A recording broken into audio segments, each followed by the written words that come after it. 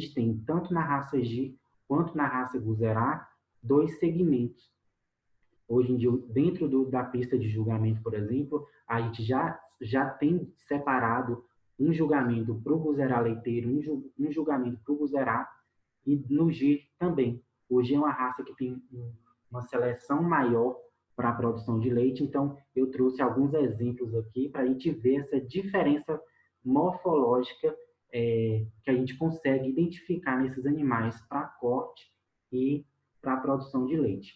Então, o tipo e a forma ou estrutura do corpo de um animal que permite seu melhor desempenho numa determinada característica. Então, percebam que fisiologicamente esses animais são diferentes e a gente consegue através da avaliação visual identificar essas características. O ponto-chave que eu quero deixar para vocês aqui, para não ser muito prolixo, é com relação à musculatura. Percebam a deposição de musculatura desses dois animais, como é diferenciada. O animal que tem o tipo carne, ele tem uma convexidade maior. Então, a gente consegue observar nele uma convexidade no posterior que é decorrente de uma seleção para a produção de carne. No animal do tipo leite, a gente pode observar uma musculatura mais plana, que a gente chama uma musculatura mais limpa. E por que isso é importante? Porque eu não posso confrontar essas características. Eu não posso querer que um animal que produza leite, ele me deposite gordura, ele me deposite carne. Então, tudo que esse animal consumir, ele tem que converter em produção de leite, por exemplo. Tudo que um animal de corte ele tem que consumir, ele vai me produzir em produção de carne. Então, a gente não pode misturar essas duas características, até porque a gente precisa de uma eficiência produtiva. Se eu tenho um animal, um gir leiteiro, que vai consumir uma ração que eu estou dando, e ele vai converter aquilo em carne, sendo que a minha proposta é produção de leite, isso não vai ser viável no meu sistema de produção. Então, a gente precisa entender essa distinção fisiológica e morfológica desses dois tipos de carne e de leite.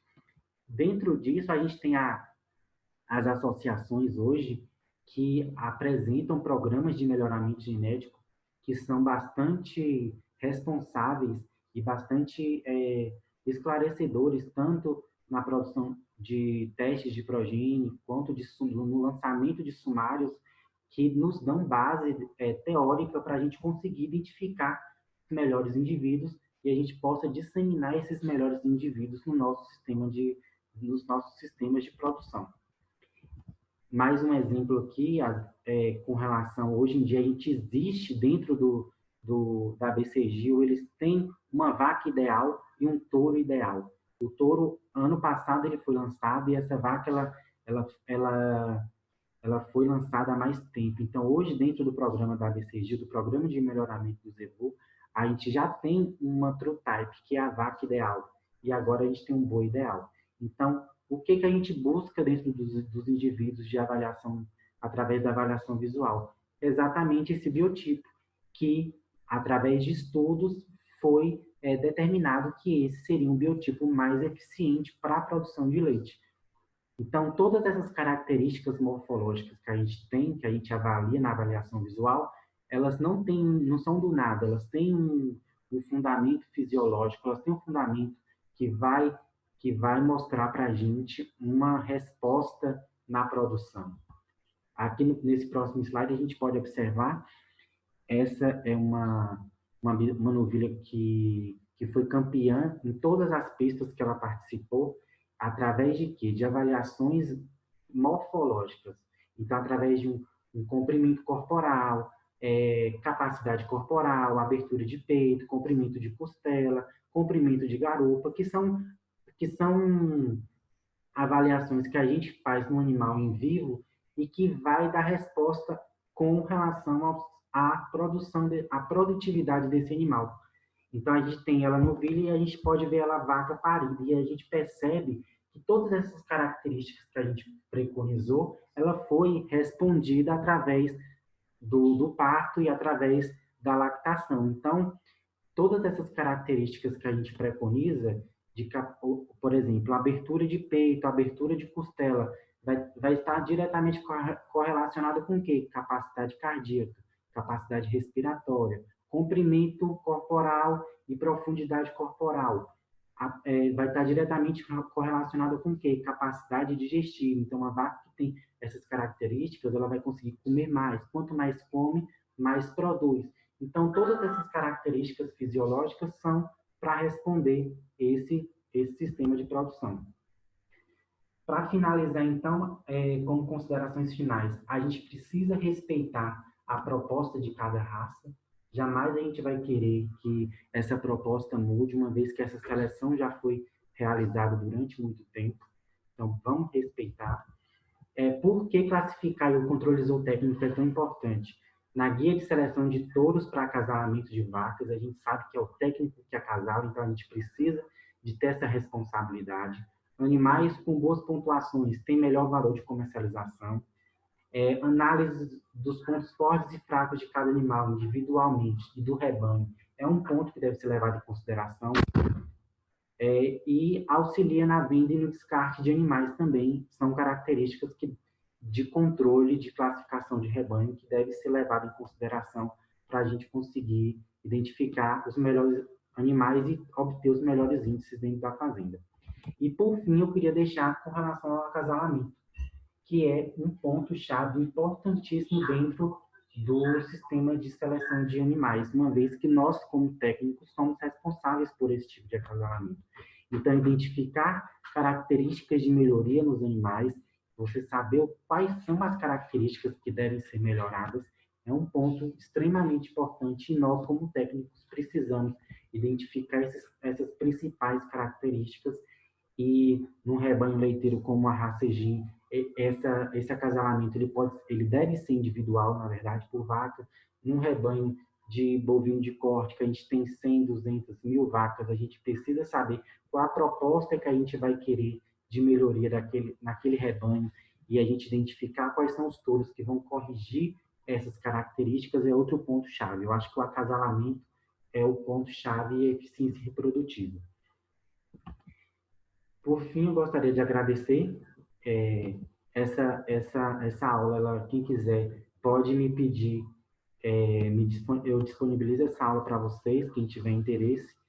Eu tenho um Instagram, Cairo Zootecnia, que eu costumo postar algumas coisas e eu tenho uma proposta de produção de vídeos falando com relação ao sistema de produção de leite, com relação à morfologia de alguns animais, alguns sistemas quais são os melhores sistemas de produções, quais são os biotipos de animais mais eficientes para cada sistema de produção.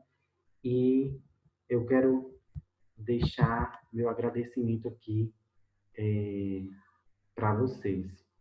Pretendo fazer um canal também no YouTube para a gente poder estar postando esse tipo de conteúdo para poder estar passando para vocês.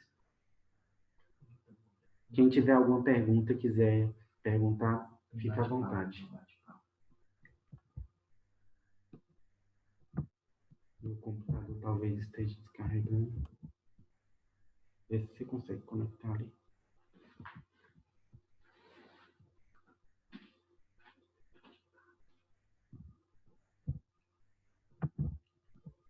Então, pessoal, alguém tem alguma pergunta, alguma dúvida?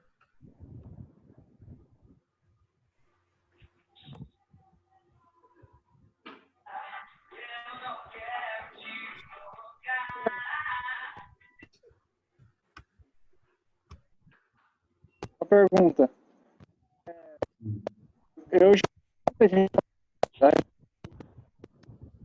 que não foi muito variedade de ovo no Atlântico, no Acre. Está travando um pouco.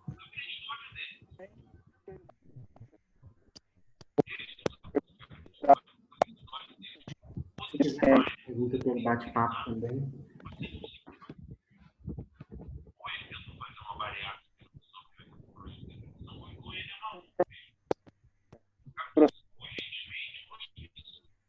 Com medo do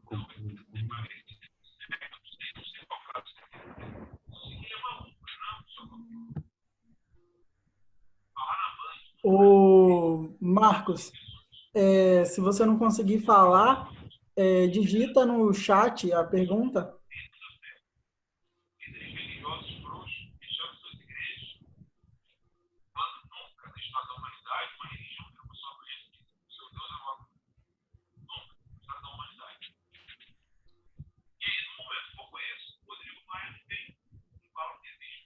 Caraca, ovo talento aqui tá bem feio, 28. Onde?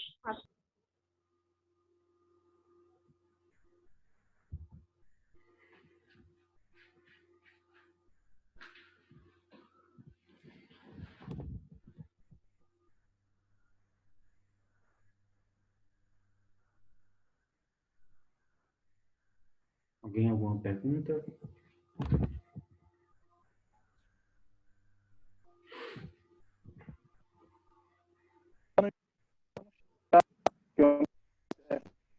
Para-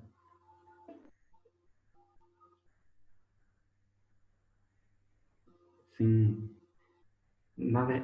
Esse conteúdo, na verdade, foi bastante interessante dessa passagem com o passar do tempo, dessas fases de seleção que a gente teve durante o tempo. Foi um material que eu consegui ano passado no curso de julgamento que eu fiz, que até então, apesar da gente saber que existiu, na verdade, essas variações nos sistemas de seleção, a gente não tinha nenhum conteúdo teórico dessa fase. E a gente consegue entender a importância que o do Brasil teve na época, as propostas que foram mudando de seleção ao longo do tempo. Vamos ver se tem alguma pergunta aqui.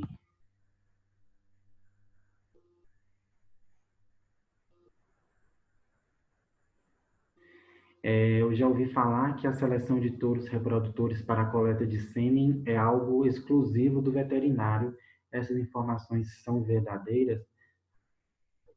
Não. Na verdade, a seleção de reprodutores, a gente como zootecnista, agrônomos, seja técnicos da área, a gente consegue identificar, tanto que o curso de julgamento hoje em dia, ela é aberta para técnicos, para veterinários, para agrônomos e para zootecnistas, e nós, como técnicos da área, a gente tem autonomia de identificar esses reprodutores. Na verdade, o que fica a cargo do médico veterinário são as avaliações de qualidade de sêmen e tudo mais. Aí acaba que essa parte de coleta e tudo mais, de avaliações técnicas de qualidade de sêmen, pode ser específicas de um veterinário, mas nós, como zootecnistas, temos autonomia de identificar quais são os melhores reprodutores, quais são as características desejáveis que a gente tem em reprodutores.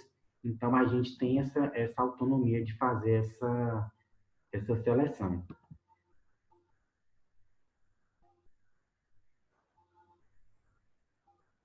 No melhoramento, gostaria de saber sobre a era da seleção genômica, como você vê no melhoramento animal.